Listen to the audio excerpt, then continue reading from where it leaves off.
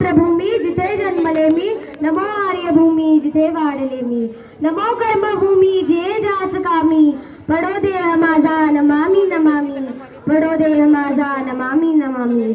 सर्वांना शुभप्रभात. माझे नाव पूर्वा विनोदगुरव. मी आता 8वीची विद्यार्थिनी.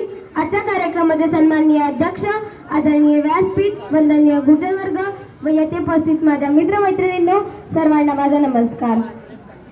जगण्या शिकण्याचा अधिकार दिला मजला जाणे आज, जगण्या शिकण्याचा अधिकार दिला मजला जाणे आज. संविधानाचा करते आदर, करुणी मानाचा मुजरा त्यास, करुणी मानाचा मुजरा त्यास.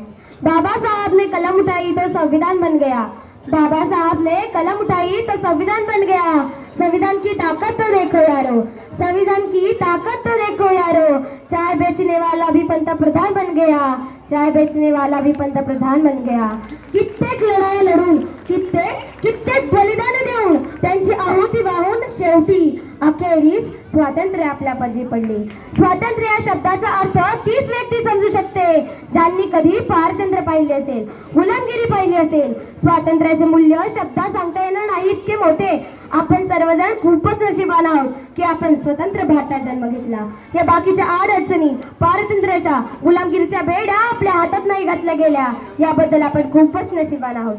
मित्रांनो, भारत, हिंदुस्तान, इंडिया ही नावं तोंडावर जरी आली ना तरी रक्त सळसळायला लागतं. आपली मान अभिमानाने उंचावते.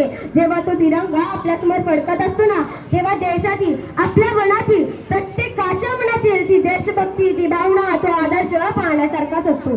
किसी ने खूब कहा है, किसी ने खूब कहा है, हम अपने जान के दुश्मन को भी जान कहते हैं, हम अपने जान के दुश्मन को भी जान कहते हैं.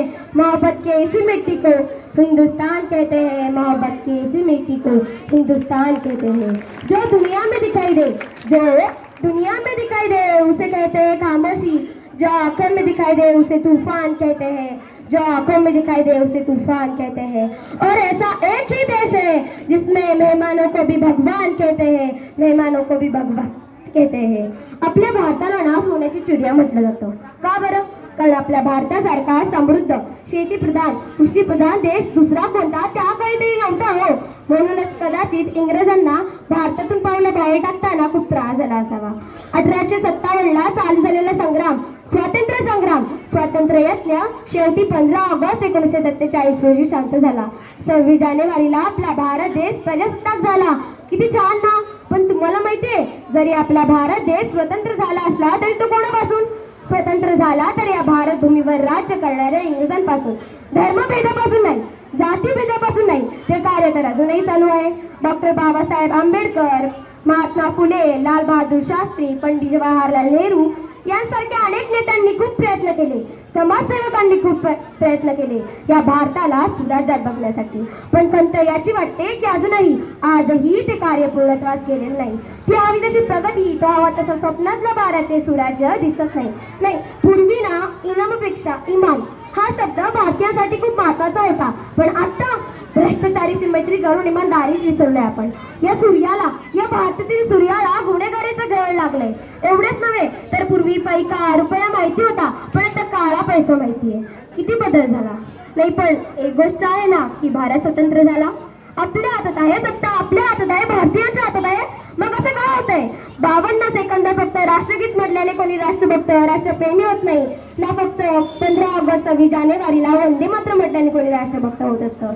राष्ट्रभक्त होतं ते राष्ट्रभक्तीच्या भावनेने, राष्ट्रभक्त होतं ते बंधुत्वाच्या भावनेने, राष्ट्रभक्त बनतं ते देशाच्या प्रगतीसाठी केलेल्या प्रत्येक प्रयत्नाने, राष्ट्रभक्त बनता येतं ते कर्तव्यनिष्ठतेने, राष्ट्रभक्त बनता येतं तर ते इमानदारीने. जरा स्वतःला विचारा, आपल्यात एकूण आहेत, आपण हे सगळं केलंय? आणि जर नसेल तर आपण देशभक्त आहोत का? सांगा. प्रत्येकाला हा एक प्रश्न पडायलाच हवा ना. एक ते देशभक्त आहेत जे सरहद्दीवर लढतात, स्वतःच्या प्राणाची पर्वा न करता देशाचे रक्षण करतात. एक ते देशभक्त आहेत जे महामारीच्या काळात कर्तव्यनिष्ठ राहतात. एक ते देशभक्त आहेत जे भारत गुलामगिरीच काय, गुन्हेगारी कोणत्याही पसू नये, वाढू नये म्हणून दिवस रात्र प्रयत्न करतात. आणि हो, आज ते उपस्थित आपल्या उज्ज्वल भविष्यासाठी कार्य करत असणारे आपले शिक्षक हे देखील देशभक्त आहेत. आपल्या ज्ञानसत्रा विद्यामध्ये प्रशालेचे संस्थापक माननीय श्री हरदास चव्हाण सर यांचे कार्य खूप मोठे आहे. वेगवेगळ्या कार्यक्रमातून मुलाच्या सुप्त गुणांना वाव मिळावा या उद्देशाने विविध कार्यक्रम आयोजित करून व त्या कार्यक्रमात स्वतः उपस्थित राहून मुलांना मार्गदर्शन करतात असे आमचे संस्थापक एक आदर्श व्यक्तिमत्व व समाजसेवक म्हणून कायम कार्य करत असतात. हे आहेत देशभक्त. मग विद्यार्थी मित्रांनो, यात आपला उल्लेख का बरं होत नाही? आपण कुठे कमी पडतोय? जर स्वतःच्या व्यक्तित्वावरून एक नजर टाकायला काय हरकत आहे? देशाचे देशभक्त म्हणून स्टेटस आपण लावतच असतो ना. मग मनातील देशभक्ती ही रुजवा, मनातील देशभक्ती ही फुलवा. कारण ज्या दिवशी आपल्या देशाची एक युवा पिढी सज्ज होईल, सुज्ञ होईल, त्या दिवशी खऱ्या अर्थाने आपला भारत देश प्रजासत्ताक होईल. त्या दिवशी खऱ्या अर्थाने आपला भारत देश प्रजासत्ताक होईल. जय हिंद, जय भारत. धन्यवाद.